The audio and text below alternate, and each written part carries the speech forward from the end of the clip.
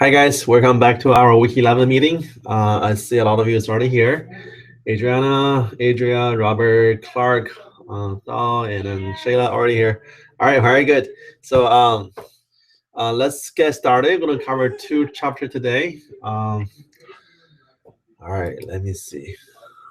Let me do screen sharing. Hopefully everybody had a good night last night. It was historical. So we have a new president now. Guys, we should be really proud of ourselves because really for the first time in our country's history, we have elected an orange president. Okay. All right. Okay.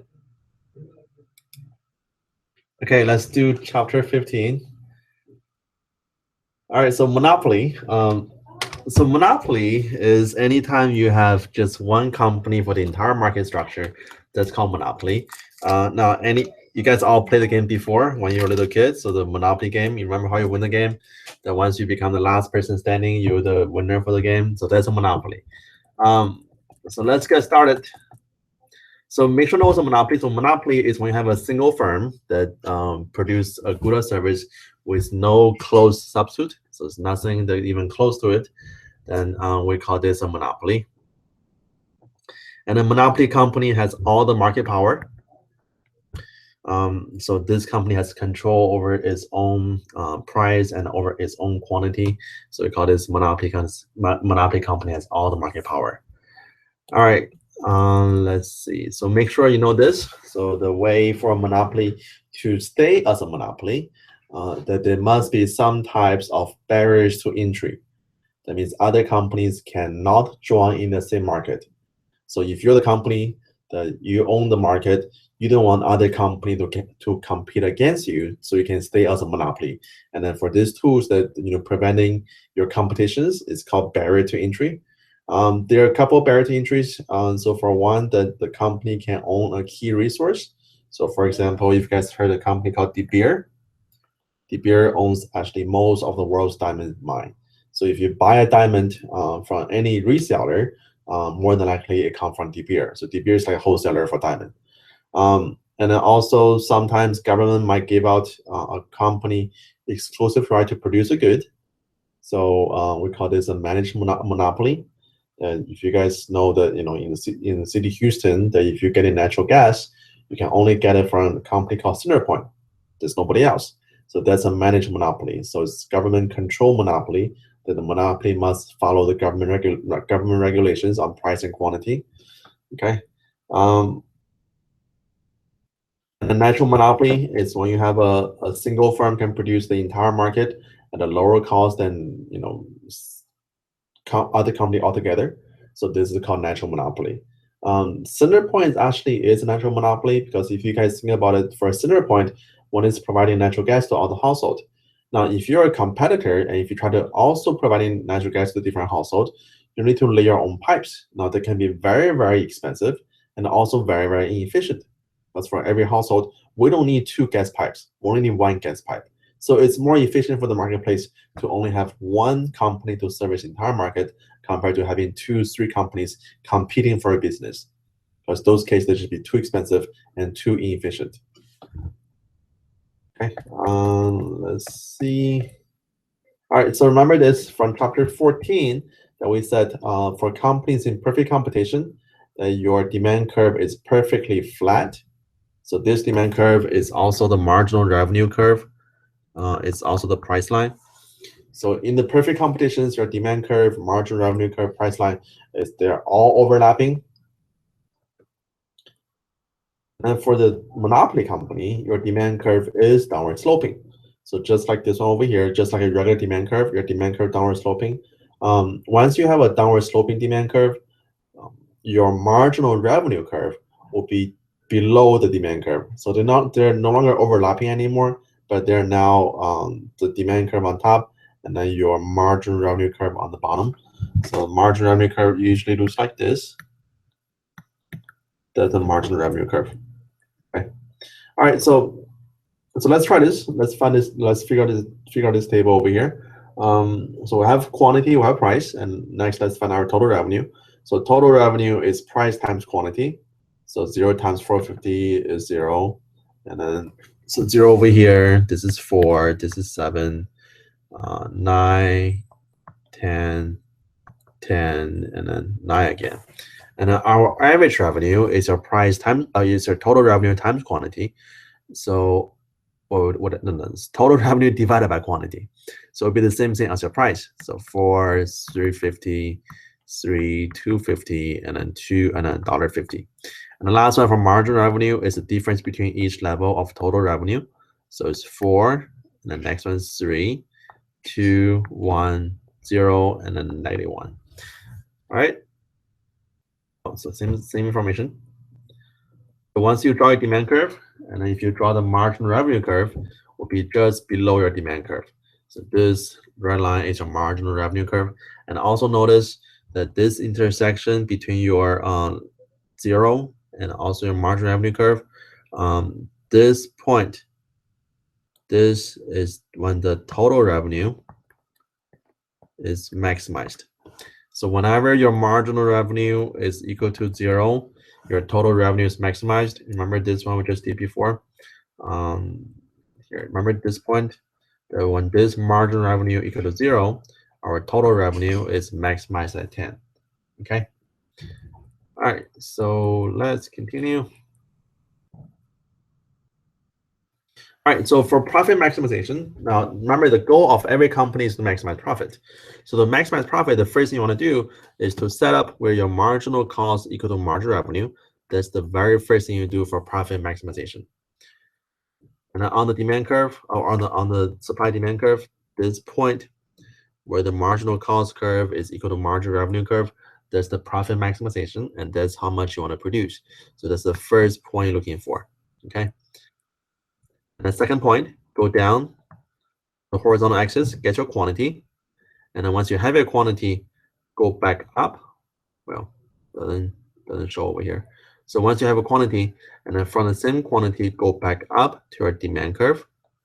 Because on the demand curve, this is the price. That's your third step. And then the fourth step, no, it doesn't have on this curve, but if you see it, then you're going to have a average total cost. So the fourth step, from the same quantity, go to your average total cost curve, get your average total cost. Okay. So first step, marginal cost into marginal revenue.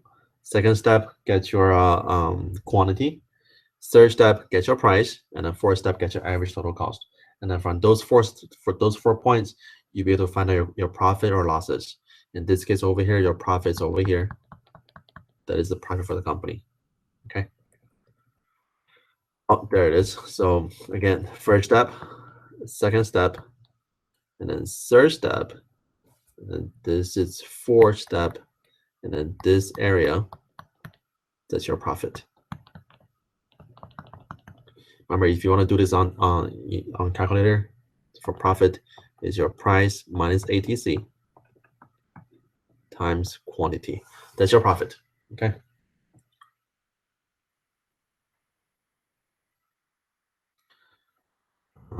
Let's skip this. Not important. All right, so monopoly is not always efficient, and then in most cases, monopoly is very inefficient. The reason why monopoly is inefficient is for an efficient market that we should allow consumers to buy the good as long as they're willing to pay more than marginal cost. So if you have a perfect competition, then for perfect competition, remember price equals to marginal revenue equals marginal cost. So for perfect competitions, this is your equilibriums. So your price is at P and the quantity is at QC. But if you have a monopoly, the goal for monopoly is to maximize our profit. So for monopoly, let me write this over here. So this is PC, this is QC. So for monopoly, the first thing they will set up the marginal cost equal to marginal revenue. So they will be producing at this quantity. So let's call this one QM. So monopoly quantity. And then for the monopoly quantity, they'll be charging a price. So this is the price they charge. So PM. So that's the price for monopoly. So they do charge a higher price. And then this will be your consumer surplus. And then somewhere over here, there will be your producer surplus. Now, however, this triangle, Now, if you remember from your chapter 8, chapter 9, that this triangle we had it before, but we don't have this anymore. So this is your dead weight loss. So for monopoly, because monopoly produce a lower quantity compared to perfect competition, and then charge a higher price compared to marginal cost, then we call this area over here the dead weight loss for the economy. So monopoly is very, very inefficient. Okay. So that's a dead weight loss. All right, one way to make it more efficient is to introduce something called a price discrimination. Now, we don't like price discrimination because if you put discrimination on everything, it's pretty bad. But in this case, price discrimination can improve our market outcome. It can actually reduce or eliminate our dead weight loss. So price discrimination is selling the same good at different prices to different buyer. Now we like to think that there's no price discrimination out there, but trust me, guys, there are price discrimination. But more than likely, they're not based on gender or age or ethnicity, but based on different consumer behaviors. So price discrimination is basically saying that if you're selling the same good at two different price, then you are price discriminating. Well, we do that all the time because if you go to the mall, after New Year, in January, every store is having a for sale, right? So every store having a sale in the store. So they are lower prices, but they're selling the same good compared to what they sold just before the Christmas. But okay, so selling the same good at different price, even though it's different time, but there is still price discrimination. So we do have price discrimination, but this in the welfare economics is not a bad thing because for price discriminations, we can increase our market outcome. So let me show you how that works. Now, suppose we had this economy with this market over here. Now, before with our monopoly, the price or marginal cost equal marginal revenue, and then this area over here, we said this was the dead weight loss. Now imagine that our monopoly company was able to price discriminate on every single consumer. So ask each person, how much are you willing to pay? And then once the company knows how much you're willing to pay, that will be the actual price for the good. So each consumer is paying their own maximum price willing to pay. And then for anybody who is willing to pay more than marginal cost to be able to buy it. So when that happens, the price for this market wouldn't be just 1 point anymore. The price for the market will be everywhere on the demand curve. There will be other prices. So once the monopoly company charge different prices for every single consumer, your new consumer surplus will be 0. Because remember, consumer surplus is your the WTP minus the price, right? So if your WTP is equal to price, then CS equal to 0. So when the monopoly company is doing perfect price discrimination, then there is no more consumer surplus. But all this big triangle here, this big triangle, that's your total producer surplus. And then we wouldn't have any dead weight loss. So dead weight loss equal to 0. So this way, when the company is doing perfectly price discrimination, there is no more dead weight loss in the economy. So the economy efficiency actually improve when company does perfect price discrimination.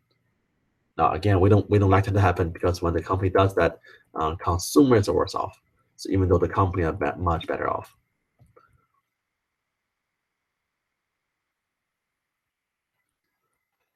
All right, let's keep going. All right, so make sure you know what's the antitrust law. Antitrust law is the regulations we have to break up any monopolies in the economy. We rarely ever use this. The last time we used it to break up a company was in the early 1970s on AT&T. So back in those days, we used the antitrust law to break up AT&T to two different companies. So it became AT&T and another company called Southwestern Bell. Now, some of you probably heard this before, some of you never heard it before. So do this when you guys go home.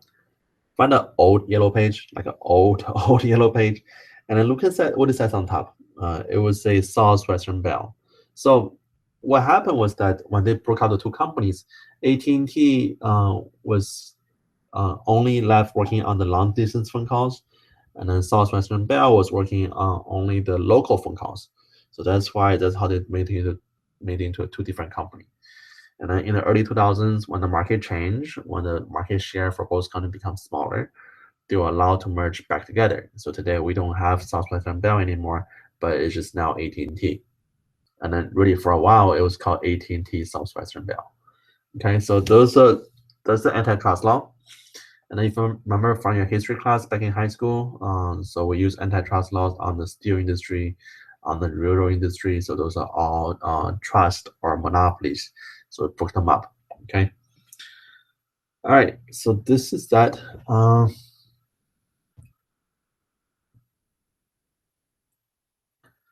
right. So that's it for this chapter.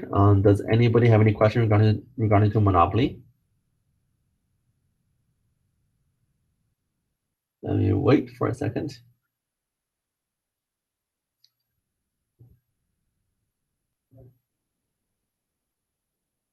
All right, so if no questions, let's go to the next chapter. And then guys, if any of you have any question on your MindTap homework, just let me know. We can either do it here or I can make a video for you and then post on YouTube, okay? So next chapter is 16.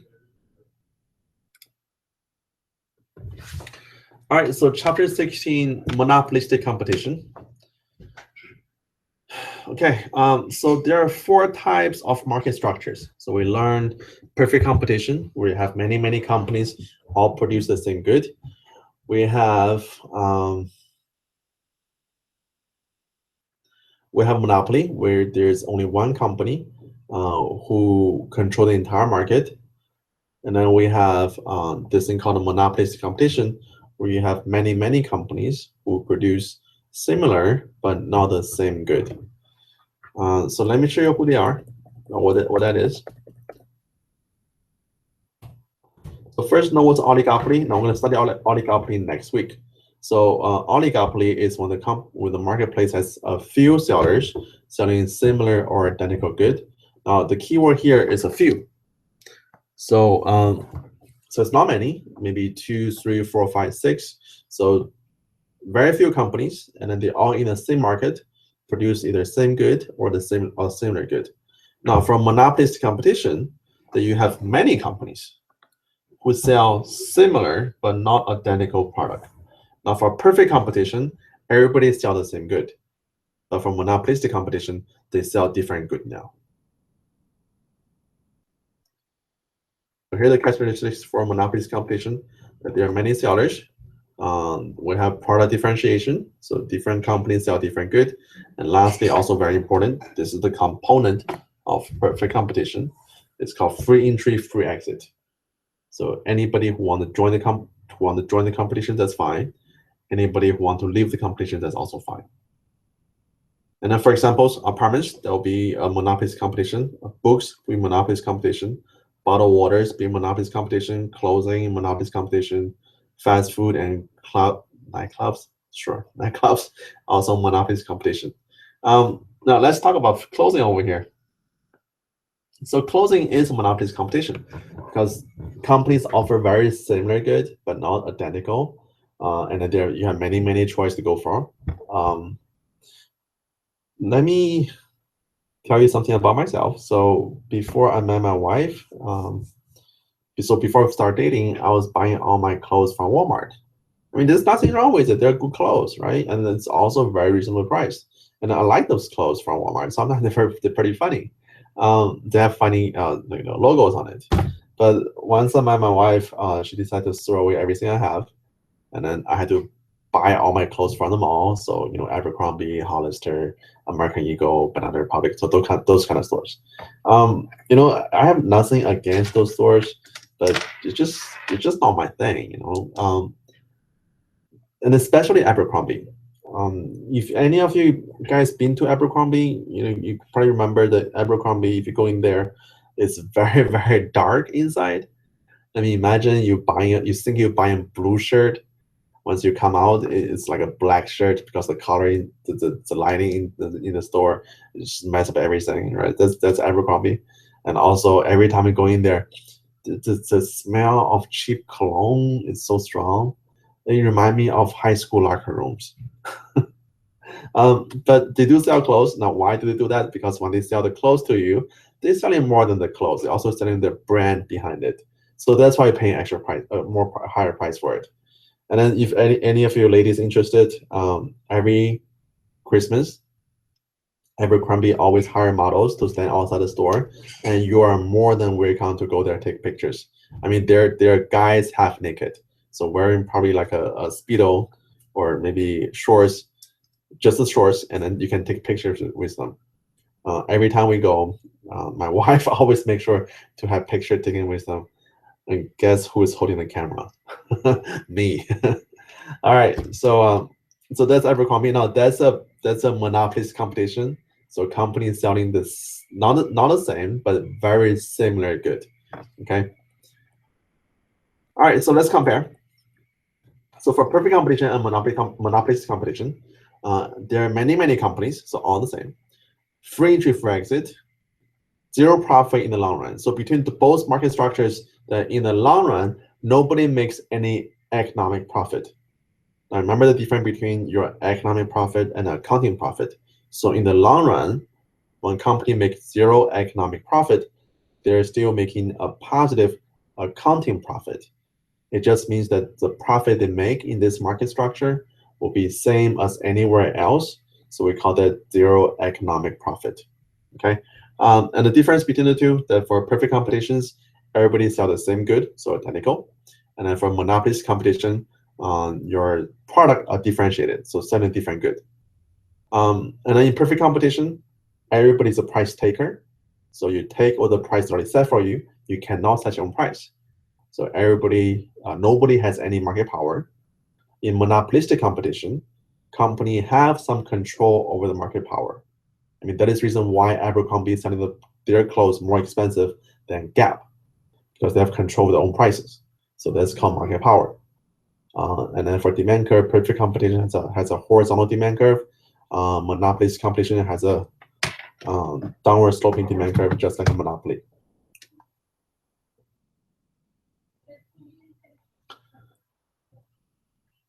All right, and then if you compare between monopoly and monopolistic competition, monopoly is only one company. Monopolist competition has many companies.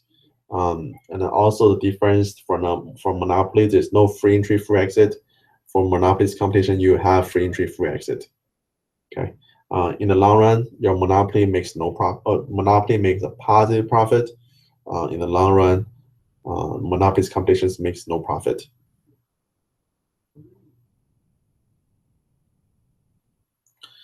And then also for market power, monopoly has market power. Monopolist competition also has market power. Demand curve, they are downward sloping. And the last difference, that for monopoly, there is no substitute. And then for monopoly competition, you have many substitutes.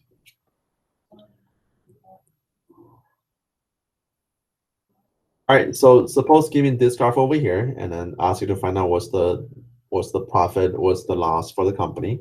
We'll do the same thing before. So the first point looking for is where the marginal cost equal to marginal revenue. So that's the first point. Go down. This is the quantity. And then go back up to your demand curve. So on the demand curve, that's the price. And then go to your ATC. That's your average total cost. So this area is profit for the company. So in the short run, company in monopolist competition is able to make a profit. But remember, one of the conditions for monopolist competition is that you have free entry, free exit. So companies are free to enter and free to exit. So if this company making a profit, other company will join the competition. And then when other company join the competition, your demand curve get lowered.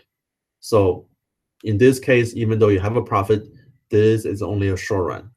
And remember, in the long run, nobody make any profit. And in this case over here, again, the first thing we're looking for is where the marginal cost equal to marginal revenue. That's the first point. Second point, get your quantity. Third point, go to your demand curve, get your price. Fourth point, go to your average total cost curve, get your average total cost. And then this difference over here, this is not a profit anymore. Okay, the reason why it's not a profit because your ATC is more than price.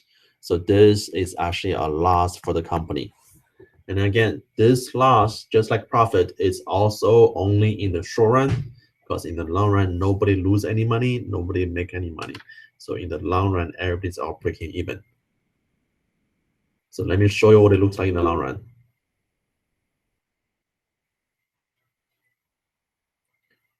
This will be for the long run. So for the long run, again, the first point, marginal cost equal to marginal revenue.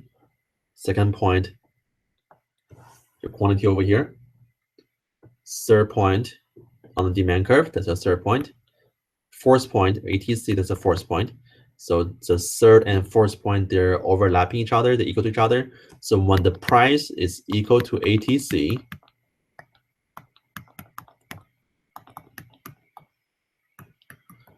so when your price is equal to ATC, then profit equal to 0. So at this point, for this graph over here, this is the profit maximizing point, but it also means the company is just breaking even and nobody's making any profit, nobody's losing any money. So this is the long run solution for the market. Okay. So monopoly competition is just like a monopoly, it's non-efficient. First of all, from monopoly competition, the company do charge a markup. So here, let me show what the markup is. So this is the price over here. This is the marginal cost. The difference between price and marginal cost, that is a markup. So company do charge a markup. When you have a markup, then you have this over here. This is your deadweight loss. So there's also deadweight loss associated with our monopoly competition. So just like monopoly, so it's not efficient. Okay, and then just like monopoly, your monopoly competitions, they're producing below their full capacity. So they could produce more, but they choose not to, because when you try to profit maximize, you choose the quantity which maximizes your profit. Doesn't necessarily the quantity means the quantity that maximizes your production. So you do have excess capacity, which is also inefficient.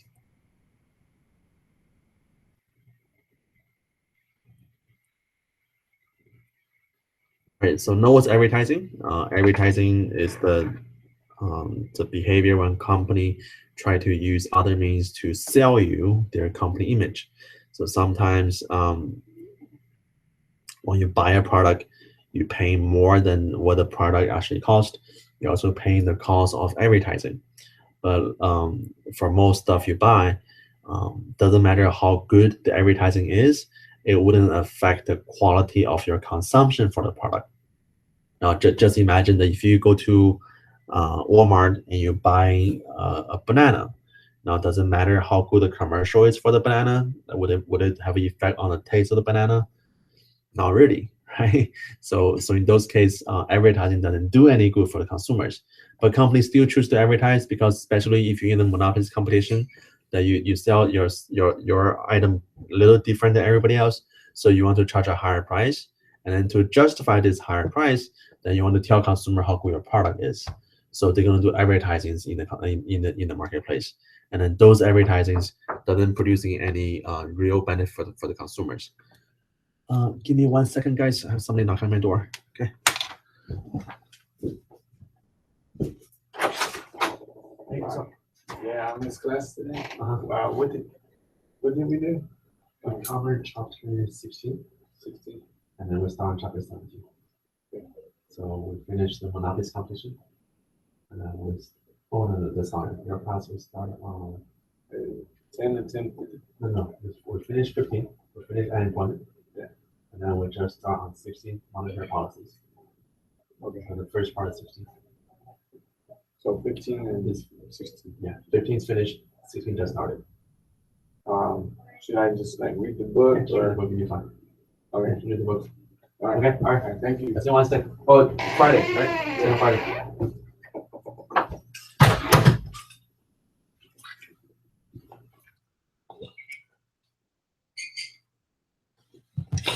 All right, guys, I'm back. Okay, so just advertising. Let me see what else we talk about.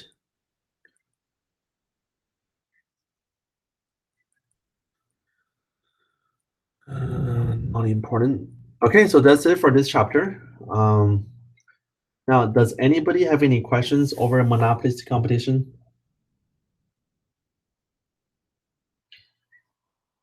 Any questions?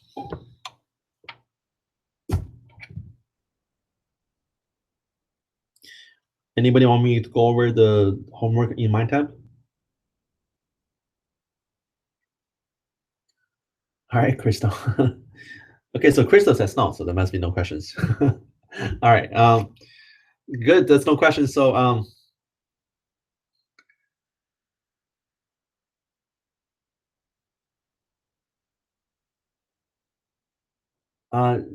Robert, I'm not sure if you're a chapter ahead. So go with the due dates that was whatever is on the mind tab. Okay. And then if it is, then we are ahead. And then just ask me questions. Now, guys, let's talk about next week. Next week is fine. Yeah, I have to go to a meeting or go out of town for Monday, Tuesday, but we still have our regular meetings on Wednesday. Okay, so guys, if no questions, let's take a pause here and then continue on next week. So guys, do your homework and do your quizzes. Again, have any question, let me know, and I'll be more than happy to answer questions either online or over the email. Okay, so guys, I will see you next week, Wednesday at same time. See you later. Bye-bye.